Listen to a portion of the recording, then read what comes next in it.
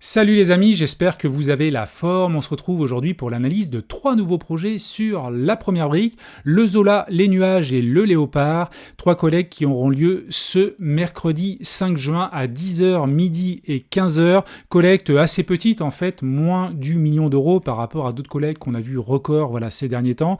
Donc 238 000 euros, là ça devrait se collecter rapidement. 660 000 et 466 000 euros. Le ticket maximum par investisseur, il a été augmenté a priori par la première brique, donc là on est à 5 000 euros pour celui-ci et 5 000 euros pour celui-ci également et 10 000 euros pour la plus grosse collecte. Le rendement 11% par an sur des durées contractuelles de 18 mois, grosso modo 16 mois ici et 18 mois, sachant qu'il n'y a que les deux derniers projets qui ont la possibilité d'ajouter un code bonus. Donc sur le léopard, là vous allez pouvoir saisir en dessous du montant que vous voulez investir, ajouter un code bonus. Si vous saisissez le code LFL, vous pouvez donc avoir 1% supplémentaire en plus des 11%, donc on passe de 11 à 12. Même chose sur les nuages, et le troisième, lui, il n'en a pas, le Zola. Vous voyez, il n'y a pas la petite option en dessous. Alors pourquoi il n'y a pas 1%, un bonus possible sur ce projet-là? Sûrement déjà parce que la collecte est assez petite, à 238 000 euros, et peut-être également que les garanties sur ce projet sont plus sécurisantes, et donc que le rendement va avec le risque associé. En parallèle, petite parenthèse, il y a toujours 3 projets en cours de collecte sur la première brique. L'Alonzi, on n'est pas loin du seuil d'1,2 million suffisant pour libérer l'argent aux porteurs de projet. On est quasiment au million d'euros, donc il va manquer 200 000 euros, un petit peu plus. Et sur les deux autres également, on n'est pas loin, il reste à peu près 20-25% de la collecte. Donc petit à petit, ça devrait le faire, même si ça met un petit peu de temps. Alors, on va avancer. Quelques avertissements comme d'habitude. N'oubliez pas qu'il y a des risques en crowdfunding immobilier, je le répète à chaque fois. Les performances passées ne préjugent pas des performances futures. Je donne également dans cette vidéo uniquement mon avis à titre informatif, c'est mon avis personnel, ce n'est pas un conseil en investissement. Et enfin, je peux partager des liens d'affiliation ayant des collaborations commerciales avec certaines plateformes, et c'est notamment le cas avec la première brique. Alors, mon petit tableau de bord, écoute, j'ai encore ajouté un peu de liquidité, 123 000 euros d'investis, parce que j'ai trouvé qu'il y avait un ou deux projets très intéressants, et j'ai tout simplement investi dessus. 12,32% de rendement moyen, ça inclut les codes bonus, c'est brut. Il faut retirer la flat tax, sachant que si toi aussi tu veux découvrir la première brique, écoute, il y aura un petit lien en description qui te permettra d'obtenir 1% supplémentaire sur ton premier projet, sachant que ce que je t'ai parlé tout à l'heure, ce code bonus là, c'est à partir du deuxième projet, et c'est pas tous les projets, comme tu l'as vu, certains projets l'ont, alors que d'autres non, alors que le code bonus à l'inscription, lui, c'est pour tous les projets. Alors, on va attaquer les analyses. Il y a 2 analyses que je vais faire dans le détail. La troisième, je vais la faire un peu plus rapidement parce que j'ai un petit peu moins d'expertise sur le sujet. L'opération Le Zola. Je pense que je vais mettre un billet sur ce projet-là. Pour le moment, je suis parti pour. Se situe à Rive de Gier, entre Lyon et Saint-Étienne. Donc, on va aller voir après sur la carte, dans le département de la Loire. Le projet consiste en l'achat en bloc d'un ensemble immobilier comprenant 8 appartements, un dépôt, 8 garages, 2 parkings dans le but de le diviser en 2 ensembles immobiliers. De légers travaux seront entrepris afin d'installer un compteur d'eau, ça c'est pour répartir entre les deux lots, et de refaire une partie de l'isolation des parties communes. Les lots seront revendus en un bloc de 6 appartements, donc sûrement celui sera plus cher par rapport au deuxième bloc qui lui va contenir que 2 appartements, et il aura d'autres choses également, il aura un dépôt, 8 garages et 2 parkings. 15% de marge, c'est pas énorme, donc on va voir quand même dans le détail. Et puis pré-commercialisation à 30% du chiffre d'affaires, donc ça c'est un petit point positif, on verra s'il y a des conditions suspensives et ce genre de choses. Alors, nombreuses opérations soldées avec succès, 3 porteurs de projets, et c'est la première fois qu'ils font appel au crowdfunding immobilier. Chose intéressante sur ce projet-là, on va avoir un paiement mensuel des intérêts avec séquestre. Donc je crois qu'il y a un séquestre de 6 mois, il me semble. On verra ça peut-être tout à l'heure. Sur les 6 premiers mois d'intérêt. Donc ça, c'est une bonne chose. Et point très intéressant, on a une couverture hypothécaire à hauteur de 189% du montant du financement. Ça, c'est vraiment une très très bonne chose pour investir son capital. C'est plus sécurisant. Après, ça ne veut pas dire que c'est le seul élément à regarder. Bien sûr, la cohérence du projet est aussi très très importante. On reviendra sur la synthèse tout à l'heure. Donc, on se situe 83 rue Émile Zola. Alors, je vais aller directement sur Google Maps. Je dézoome un petit peu. Le PC est un petit peu lent. Alors, il y a Lyon, il y a Saint-Étienne, donc on est bien entre les deux. Et on est au bord de l'autoroute. Oui. Là, il y a une entreprise, donc Usinor, ArcelorMittal, et on a l'autoroute ici. Alors vous le verrez, j'ai regardé aussi, j'ai fait des recherches pour les nuisances sonores par rapport à l'usine. J'ai pas vu grand-chose, juste un accident. Voilà, c'est toujours intéressant d'aller chercher des articles sur quand il y a des usines comme ça à proximité de biens immobiliers ou ce genre de choses. Donc là, on a l'autoroute de l'autre côté et c'est toute cette parcelle-là. Et vous le verrez juste après, on est à 55 décibels. C'est donc du classique comme on peut l'avoir dans les grandes villes. Voilà le bien. Alors, je vais dézoomer. Donc, c'est toute cette partie-là. Et après, il y a une aile voilà, sur la profondeur. Donc là, on voit d'ailleurs même les garages à ce niveau-là. Toutes les menuiseries ont été changées. Donc ça, c'est une bonne chose, on le voit. Ça veut dire que pour les acquéreurs, ça ne sera pas des travaux supplémentaires à faire. Après, la façade aurait besoin peut-être d'un petit rafraîchissement. C'est toujours un petit plus. Et puis, voilà. Après, elle a l'air quand même saine. Bon, après, pas grand-chose de particulier dans les environs, si ce n'est que, grosso modo, les premiers commerces, je crois qu'ils sont par là. Là, il y a un Intermarché. Donc, on n'est pas loin. Hein. Là, on est sur une échelle de 50 mètres. Allez, on fait 400 mètres à l'Intermarché, donc c'est pas mal. Et après, j'ai vu qu'il y avait d'autres petits commerces dans le coin. Donc, position pas mal. Alors après, effectivement, hein, il y a la proximité de l'autoroute et l'usine. Mais à l'inverse, effectivement, en prenant cette route-là, on a l'échangeur ici. Donc pour les personnes qui travaillent soit à Lyon, soit à Saint-Étienne, peut y avoir de la demande. Si elles ne peuvent pas avoir des loyers sur les grandes villes, peut-être être à distance. Pourquoi pas? Alors, on va avancer. Donc une ville assez grande, hein, 14 000 habitants, revenu annuel moyen à 25 000 € et 55 décibels vis-à-vis des nuisances sonores. La première brique a été sur place. Là, on voit Romain. Pas mal de visuels. Et l'intérieur, donc là, ça a l'air propre. Bon, ici, il y a sûrement la faïence, peut-être une baignoire à faire. Alors après, vous le verrez, les lots, pas mal de lots sont loués. Donc dans le bilan prévisionnel financier, il y a des revenus locatifs qui sont intégrés. Là aussi, ça a l'air propre. Hein. Il y a peut-être là des petites choses, la cuisine à refaire, peut-être mais les menuiseries, les sols, voilà, sur pas mal de visuels sont propres. Donc là, ça doit être le dépôt. Et puis ici, à nouveau, des pièces. De toutes les manières, les porteurs de projets vont revendre le bien sans travaux. Donc c'est vraiment l'acquéreur qui aura sa charge, sauf si, bien sûr, il reste avec les locataires en place, c'est loué, et peut-être qu'il va attendre un départ pour faire les travaux. Donc le foncier représente 83% du projet, 450 000 €. Hop, je reviens, on prête 238 000 €. Donc là, vous voyez tout de suite cette couverture hypothécaire de 189%. Elle est ici. Après, on a quelques travaux. Comme je l'ai dit tout à l'heure, l'installation d'un compteur d'eau, un peu d'isolation. Donc, je ne sais pas pour quelle partie, peut-être des communs. Géomètre, ok, les frais de la première brique. Et puis, on a donc la revente de l'eau, un immeuble comprenant 6 appartements et l'ensemble immobilier, le deuxième, comprenant 2 appartements, un dépôt, 8 garages et 2 parkings. Les loyers perçus pour le LOA et le LOB, 34 000 € pour le premier, 19 000 € sur la durée donc, du projet. Alors là, je pense qu'ils ont calculé sur une durée cible de 12 mois, sachant que la durée contractuelle, elle est prévue pour être de 18 mois. On arrive à une marge de 15% et un prix de sortie 907 €. Vous allez voir, c'est vraiment peu cher.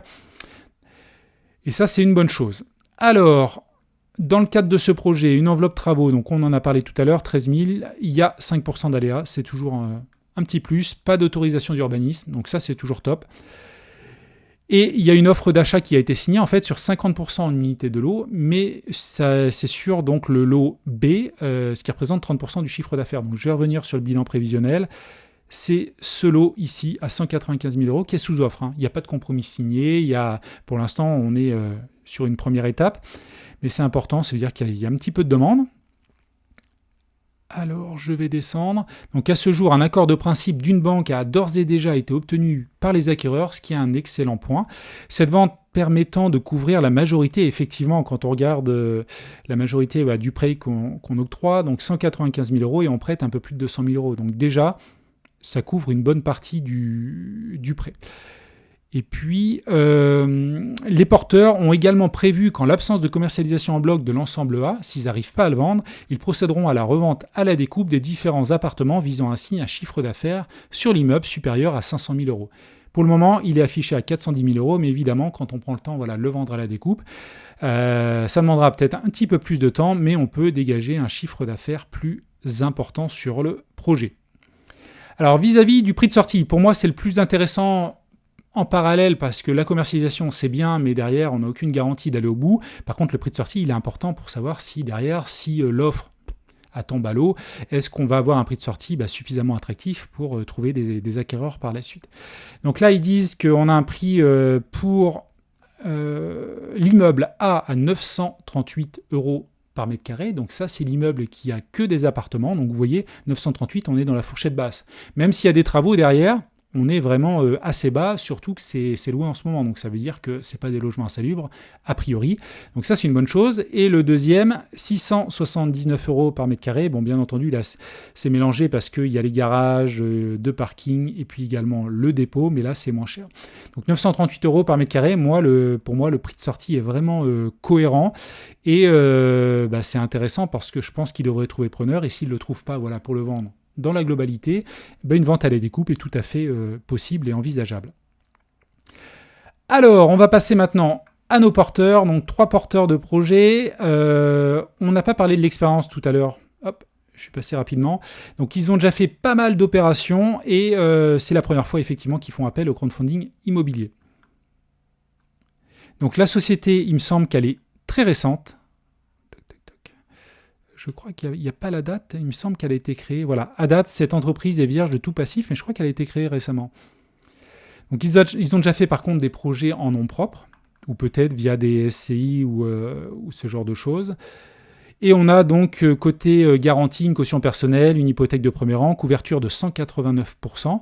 189% à l'achat, sachant que si on regarde par rapport au chiffre d'affaires cible, on est à 277%. Néanmoins, nous, en tant qu'investisseurs, on va plutôt regarder quand même ce chiffre-là, même si c'est un point important, l'hypothèque de premier rang avec la couverture, mais la cohérence du projet et le fait d'avoir des convictions à votre niveau, d'avoir votre avis propre pour investir, c'est tout aussi, voire même plus important. Le financement, alors ça c'est un gros point fort du projet, ils apportent 57% et la première brique apporte que de 238 000 euros, donc les investisseurs, donc ça c'est vraiment top, 57%, on le voit rarement et ça se voit que c'est un premier projet, ils ont des liquidités, il leur manquait peut-être un petit peu, je trouve que c'est pas mal comme démarche pour un premier projet de collecter assez peu, moins de 50% du projet. Donc voilà pour ce premier projet qui me paraît, moi, très très intéressant. On est cohérent par rapport au prix de sortie, stratégie de revente, là, parfait. Couverture hypothécaire au top également, l'apport conséquent.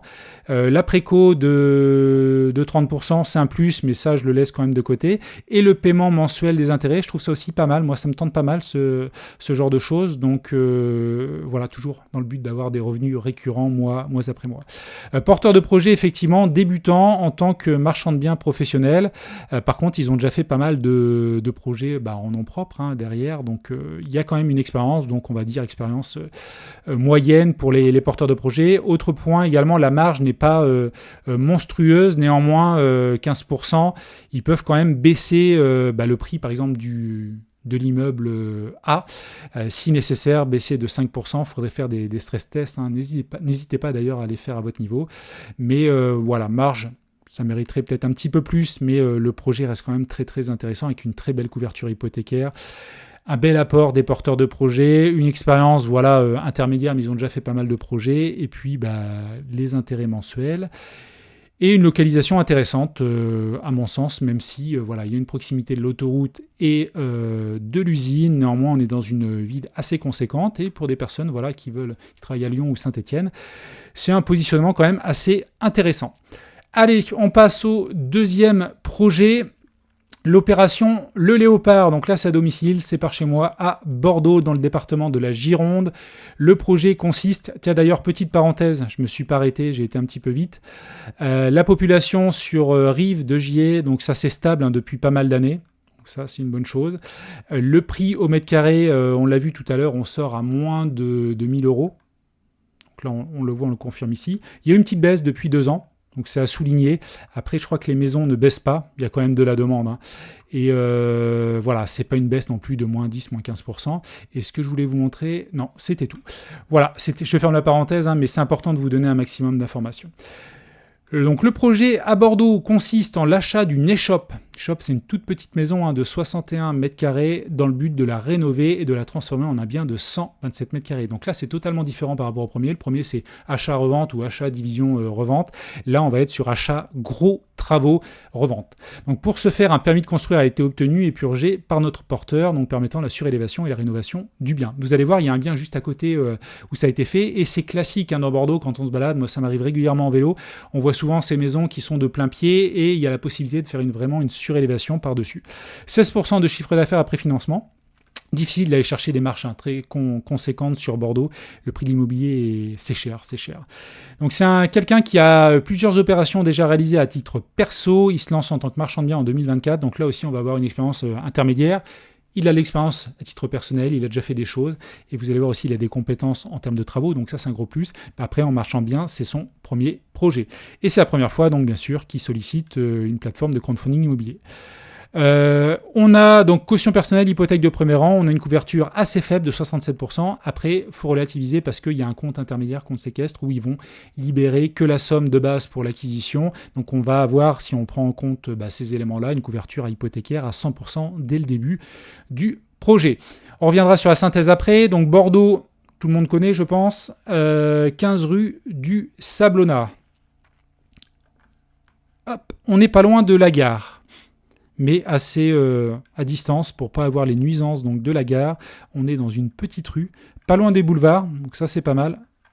Pour repartir derrière, aller chercher la rocade ou une autoroute en allant vers Toulouse, ce genre de choses. On n'est pas loin donc des boulevards, et je vais zoomer un petit peu plus. Voilà, c'est cette maison-là. Je vais aller dans la rue, et donc c'est cette partie-là. Donc là, il y a un panneau d'affichage, mais ça doit être un autre projet. Et donc l'idée, c'est de faire une petite surélévation. Alors je pense dans ce style-là. Après, on va regarder sur la plaquette s'il y a des visuels. Vous voyez, toutes les maisons, il y en a certaines qui ont des surélévations, d'autres non. Et ça, c'est classique dans Bordeaux. Vous voyez, là, celle-ci, là, en intermédiaire, n'a pas de... Alors c'est un garage, peut-être que d'ailleurs la structure ne le permet pas. Mais il y a possibilité, en fait, sur pas mal de maisons, de faire une surélévation. Et côté urbanisme, ça passe. Bien sûr, il y a des règles à respecter, mais c'est intéressant pour doubler la superficie de la maison. Là, on passe de 60 mètres carrés, on va arriver à 120 à la fin. Et c'est très, très intéressant comme projet. Voilà. Et après, c'est des petites rues très très sympathiques. Il n'y a pas de... voilà, c'est sympa, typique de Bordeaux. Alors, je vais revenir sur la plaquette. 250 000 habitants, revenu annuel moyen donc assez élevé, 32 000 euros, 55 décibels. Vous voyez le même bruit que pour les appartements du premier projet. Alors, je vais avancer. Donc ça, je vous l'ai montré. Alors, pour l'instant, on avait juste un jardin, une véranda, cuisine, un grand séjour, une chambre et une petite entrée, une salle de bain. Donc là, la route est ici. Ça, c'est l'existant. Donc effectivement, il y a tout à rafraîchir. Tapisserie, il y a tous les sols à revoir. Bon, il y a du boulot. Bon budget. La salle de bain aussi. Tout est à casser. Et l'objectif, c'est de retirer donc toute chambre en bas, salle de bain aussi, tout va être mis à l'étage. Donc on va se retrouver avec une énorme salle à manger, salon, cuisine, 54 mètres carrés. Et on a un bureau ici de 10 mètres carrés avec l'entrée, ici sûrement un petit placard et l'entrée ici. Et à l'étage, on va se retrouver avec 3 chambres, une salle de bain, donc là c'est la cage d'escalier pour monter, un WC, d'ailleurs 2 salles de bain, je ne l'avais même pas vu en préparant la vidéo, salle d'eau ici, et une chambre donc des belles chambres de 15 mètres carrés. Alors, le bilan prévisionnel financier. L'achat du foncier, 55%, malgré le fait qu'il y ait énormément de travaux. Le prix du foncier est très cher à Bordeaux, ce qui représente d'ailleurs la part la plus importante du projet. Après, il va donc rajouter une enveloppe de 156 000 euros pour la surélévation. Donc, bien sûr, c'est les travaux de second œuvre qui vont être importants. Retirer la toiture et puis derrière faire la construction. Poser le plancher, la charpente, couverture. Menuiserie aussi, 12 000 euros. Gestion des déchets. D'ailleurs, ça m'étonne un petit peu parce qu'il n'y a pas les... Ah si, travaux second œuvre. J'étais en train de me dire, il n'y a pas tout ce qui est plomberie, électricité, mais si c'est dans l'enveloppe des 52 000 euros. Donc 27%, 5% d'aléas. On aurait aimé peut-être un petit 10%, mais voilà. Après, la personne a de l'expérience, vous allez voir par la suite. On arrive donc à un prix de revient donc de 572 000 euros. Il veut revendre ça 700 000 euros. Donc bien sûr, on double le prix de la maison, hein, pas le prix de la superficie. On arrive avec une marge donc de 16% et 5 512 euros par mètre carré. Donc on va regarder derrière si c'est cohérent par rapport au prix du marché. Donc dans le cadre de ce projet, une enveloppe, on en a parlé, des travaux, pas de souci. L'urbanisme, ça a été fait et purgé, bien entendu, vu la surface qui est assez conséquente de construction. Il faut déposer un permis. Ça a été purgé depuis le 15 avril. Commercialisation, elle n'a pas commencé. Je pense qu'il faut avancer sur le projet. Prix de sortie, 5 512. Alors vous voyez, on est à mi-chemin entre le prix moyen et la fourchette haute du marché, sachant qu'on va être sur un bien rénové à 100%. Donc moi, ça me semble cohérent. Également connaissant quand même le marché de Bordeaux et de la Bordeaux Métropole, le prix visuel est situé dans la fourchette moyenne haute des prix pratiqués à Bordeaux, du fait que notre porteur de projet propose à la vente un bien complètement rénové avec un étage neuf. Ça me paraît cohérent. Alors on va aller faire quand même un petit tour sur meilleurs agents. Alors, côté maison, 5100 jusqu'à 6000. Voilà, on retombe à peu près sur les mêmes chiffres. Concernant, alors là, on n'a que les appartements. C'est dommage, j'aurais bien voulu voir les maisons. Effectivement, côté appartement, il y a une très très grosse baisse, même si ça repart un petit peu à la hausse là à Bordeaux. Très très grosse baisse depuis 2 ans, parce que c'est une ville pour laquelle le prix a énormément augmenté depuis 10 ans, depuis notamment la LGV, la ligne qui nous lie à Paris en 2 heures. Il y a beaucoup aussi de personnes qui vivent à Bordeaux le week-end, 1 ou 2 jours aussi en télétravail, et puis qui vont travailler après 2-3 jours sur Paris. Donc il y a eu un gros boom suite à cette ligne grande vitesse, et après derrière, ça a un petit peu baissé depuis 2 ans, un petit peu beaucoup quand même, 12%, mais ça c'est lié à cette forte hausse juste avant. Alors, le porteur professionnel de la construction, donc ça c'est quand même important à souligner, même si c'est son premier projet en marchand de biens, il maîtrise les travaux et ça c'est un gros plus. Je crois qu'il y a des choses derrière au niveau track record. Voilà. Il y a des projets, à Talence, c'est juste à côté, une petite ville de 40 000 habitants, quasiment je crois, ça touche Bordeaux. Petite marge livrée en 2021. Et concernant les garanties, donc on a une caution personnelle. Bon, bien sûr, on n'aura pas le détail du patrimoine, mais la première brique a pu vérifier tous les éléments. Question de confidentialité derrière, de tout partager, ce n'est pas possible. J'ai déjà posé la question. Et après, on a une couverture hypothécaire à hauteur de 67%, sachant que, je crois qu'il manquait une petite slide de détails, sachant qu'ils vont libérer qu'une partie en fait pour l'acquisition, et ils vont libérer en fait l'argent pas à pas. Alors je crois que c'est marqué dans la synthèse, on finira là-dessus. Concernant le financement, apport bien plus faible par rapport au premier projet, 19%. On aurait bien aimé un plus, un 20-25%, mais c'est comme cela, c'est mieux que du 5-10%. Il y a même des projets que je vois sortir régulièrement sur le marché où il y a moins de 10%. Quasiment à 20%, c'est quand même pas mal. La personne se mouille et met de l'argent, même si derrière il faut retirer de cette partie-là les intérêts. Donc elle apporte un petit peu moins, peut-être aux alentours entre 10 et 15% réellement sur le projet. Je termine par la synthèse. Alors les points forts, réalisation dernièrement d'un projet similaire à titre personnel. Alors, on aurait peut-être aimé avoir le track record là-dessus, parce que je ne pense pas que ça soit le projet de 2021, mais peut-être que si. Couverture hypothécaire, l'achat supérieur à 100% avec mise en place des décaissements des travaux au fil de l'eau. Donc ça c'est hyper important. La première brique le fait dès que les enveloppes travaux sont assez conséquentes, c'est-à-dire qu'ils vont donner juste l'achat du foncier au départ pour le notaire, le foncier va être acheté et puis ils vont libérer sur facture, pas à pas, l'argent, ce qui va permettre au fur et à mesure des travaux, la couverture hypothécaire va augmenter et donc nous permettra petit à petit de nous rembourser par la suite. Stratégie de revente cohérente vis-à-vis du prix de sortie, je pense qu'on est... on ne sait pas, en dessous de la fourchette, c'est pas trop bas, c'est plus en intermédiaire, ça aurait été, au niveau de la fourchette haute, ça aurait été trop cher. Je trouve que, vis-à-vis de la stratégie de revente, on est cohérent.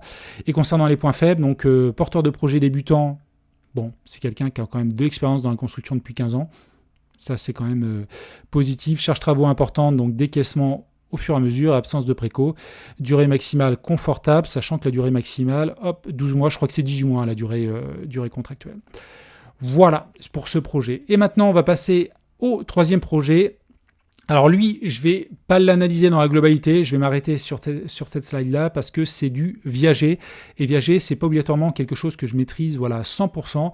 Donc je ne vais pas faire l'analyse. C'est deux biens, en fait. Un bien à Saint-Cloud et un bien à Lutzelhouse, proximité de Strasbourg. Donc ces biens détenus par une foncière cotée et spécialisés dans le viager sont aujourd'hui libres à date et actuellement en commercialisation. Les lots sont composés d'un appartement type T4 de 102 mètres carrés avec cave et l'autre c'est un appartement de type T2 de 55 mètres carrés. Donc là on a un chiffre d'affaires, enfin une marge sur chiffre d'affaires de 18% qui est envisagée. 660 000 euros de collecte. Alors là par contre le porteur de projet c'est quelqu'un d'aguerri qui connaît très très bien l'industrie viagère. Donc ça c'est important. La première brique a dû vérifier tout cela et on a un investissement avec, ça c'est classique, donc une hypothèque de premier rang, une caution personnelle et surtout une couverture de 127% du montant collecté vis-à-vis du chiffre d'affaires prévisionnel qui doit être lié aussi au loyer reçu. Voilà, globalement, donc dites-moi ce que vous en pensez, dites-moi en description, en commentaire le projet qui vous intéresse et puis moi je vous dis à une prochaine tout simplement pour une nouvelle vidéo. Allez, ciao!